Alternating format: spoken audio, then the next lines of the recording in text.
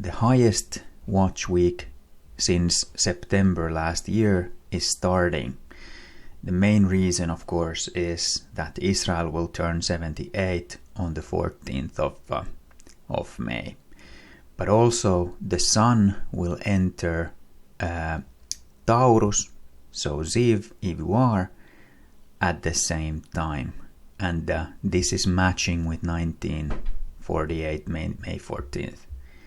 And if we look at the menorah, then if we start with the Sunday, we would come into Wednesday, Thursday, Friday, being the feasts that are not yet fulfilled. Because if we think what is still left is the mid-trip rapture, and then we have the return of the King, second coming of Jesus, then we would actually be in the third last candle, and that would land on Thursday as well. But we have to, of course, keep in mind that be ye therefore ready also, for the Son of Man cometh at an hour when ye think not. So it could happen sooner or it could happen later, but But then again, the children of the light will not be surprised, because we are watching every day, fulfilling what Jesus said, and what I say unto you, I say unto all, watch. And thank you for all the comments. Actually, the Ziv, it means radiance, splendor, light, brilliance. Could that also be a reference to the rapture? Alright, having a high level look on this week. So we are right now here 11th of May, and it's a Monday. So we're still in the unleavened bread 2, which is connected with the Passover 2. And this is if we count from the new moon.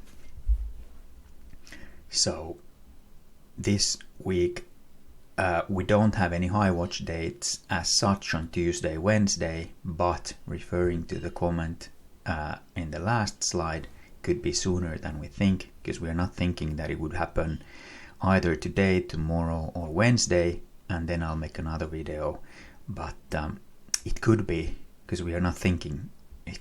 That's the reason why it could be sooner. All right. But the highest watch week so far since the beginning, anyways, due to that there are so many things happening on Thursday, and let me go through them. So I already said this, Israel 78 on Thursday, and this is basically the reason why I started the channel in the first place last year, because I realized this is the year something will happen, Hebrew year especially, not 2025 as such, but the Hebrew year. And the conjunction with the Aldebaran in Taurus will be on the last day of May. So that was the spring equinox in the beginning. So we have that connect also on Thursday. But the sun as such is entering Taurus without the conjunction, but it is entering Taurus. So Ziv, if you are second month on Thursday, the same time as the Independence Day. So we have that convergence. In addition, this 14th of May is also the Ascension Day of Jesus into heaven. So we have that as well on the same day. Then it's also 14 days after the second full moon. So if we count the months to start from the full moon, and this is the second full moon on which the sun also enters Taurus, so that goes correct, then the true day for Passover number 2 would be actually starting on the 14th.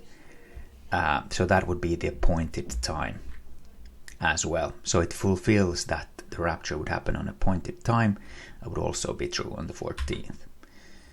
Then Passover 2, then we of course have the second day, and then the third day, the first fruits in here, the second day is on the weekly Sabbath, when it's not a Sabbath as such normally, the second day, but now it is a Sabbath due to that it's on the Friday sunset to the Saturday sunset. So if the rapture cannot happen on a Sabbath, then even the Sunday, when the sun goes down on Saturday until Sunday sunset, it is that is when the first fruits appointed time would be. So it would not be a Sabbath, but it would be an appointed time, and that would fulfill the first fruits of the living. And that's also the 16th of Ziv, counting from the full moon. So 16th, 17th, I will come to take my people, that would be fulfilled. Now, finally, the last day of unleavened bread is an appointed time and a Sabbath. I already mentioned that. So Thursday to Friday is a Sabbath, Friday to Saturday is a Sabbath. So we do have double Sabbath in here. Sometimes the second, whatever it is, and the second placeholder is significant. There was a channel, Watchman channel, which actually this just came to my mind, and I don't have it the name, but I can add it in the description, that had gone through a multiple, like 10 different Bible passages that have to do with number 2 chapters and verses which are significant when it comes to rapture. So could it be the second Sabbath online, or right after the second Sabbath, fulfilling the first fruits? Now, and finally here I have that the unleavened bread, the last day is a Sabbath, and that has to do with leaven. So in the next slide I'll go through how that could be actually very significant, and that would also talk on the behalf that it would actually be the 14th day. So the first Sabbath, or just at the beginning of the second Sabbath, the weekly Sabbath, that the rapture would happen. So let's get to it. So what is leaven and unleavened bread as an appointed time?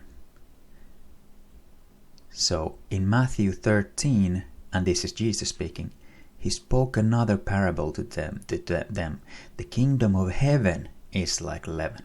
So now when someone is saying that leaven is always sin, no, it's not always sin, because kingdom of heaven is not sin.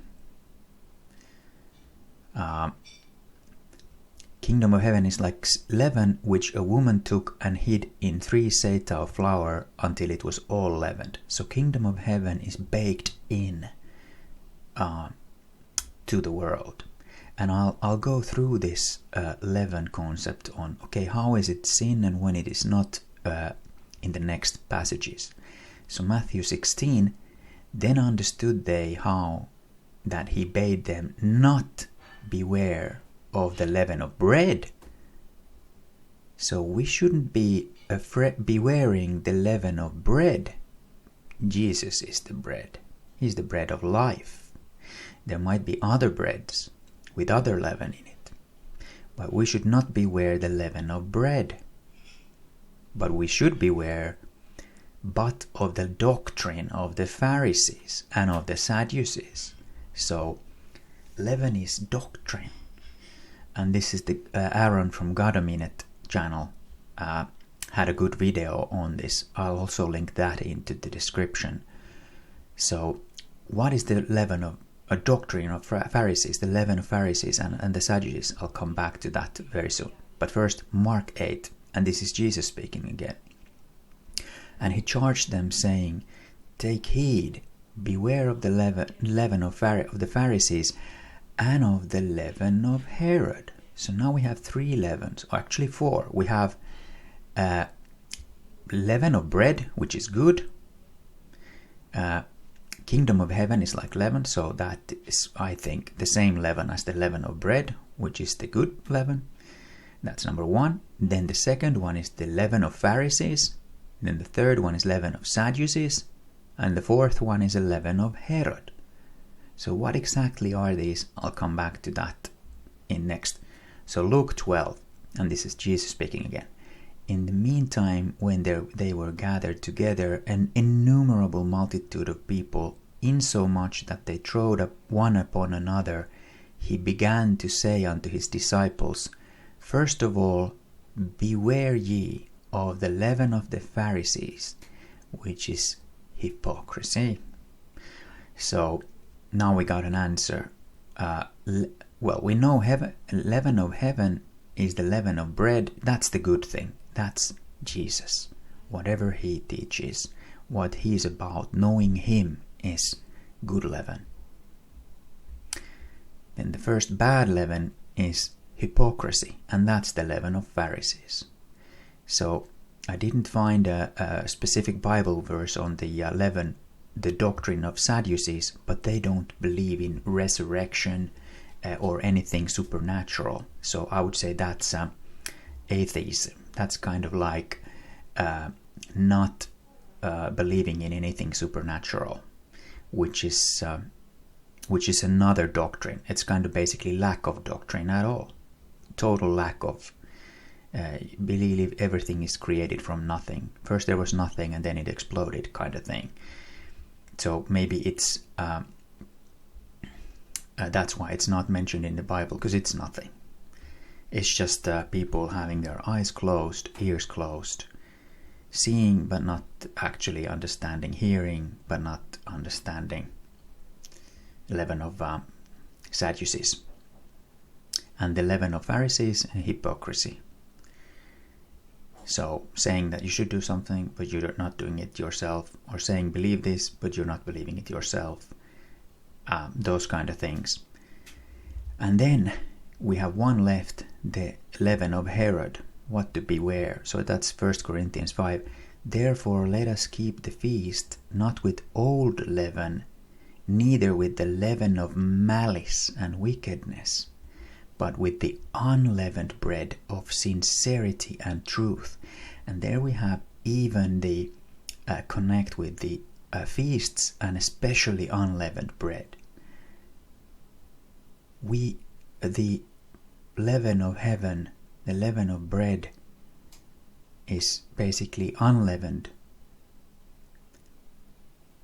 bread of sincerity and truth. This world is full of wickedness and malice, hypocrisy, and then basically nothingness. Those four we should avoid and go for the sincerity, truth, leaven of Jesus. Alright, then moving on to the unleavened bread, like zooming in on that, because that is highlighted in such a way. So Jesus did, yes, fulfill unleavened bread, but he rose from the dead in the middle of the unleavened bread. So during the time of unleavened bread. And when the sheaf or the wave loaves are presented, they should have a leaven in them, leaven of heaven. So could it be that as soon as the unleavened bread ends, then the beginning, middle, and end will be fulfilled, because the bride is basically we're the body of Christ, the church, but there will be firstborns from the church, the bride, which we call the bride, and then the whole unleavened bread would be fulfilled, because the second half will be also fulfilled by the bride, as representing the body of Jesus, having that honor at the end of the unleavened bread. And the first day and the last day of the unleavened bread are appointed times, Moedim. So this would be on the 14th, 15th. And then lastly I have about the restrainer. So in 2 Thessalonians, for the mystery of lawlessness is already at work. Only he who now restrains will do so until he is removed. Then a lawless one will be revealed, from whom the Lord will eliminate with the breath of his mouth and bring to an end by appearance of his coming. So this restrainer will be removed, then lawlessness will be revealed, and in the end he will be defeated. So this restrainer, And then now we talk about, is the restrainer the full church, or could it be happening in two? Because many things happens in two. So maybe the bride is the firstborn is removed, and that's already removing the restrainer. But then there is still some left, and then we have another rapture mid-tribulation, and then the great tribulation, the time of Jacob's trouble, begins. And that's when the last ones of the restrainer will be removed, and then the Antichrist will appear on the world stage. Then I'll leave you with this thought. The restrainer is removed at the end of the unleavened bread.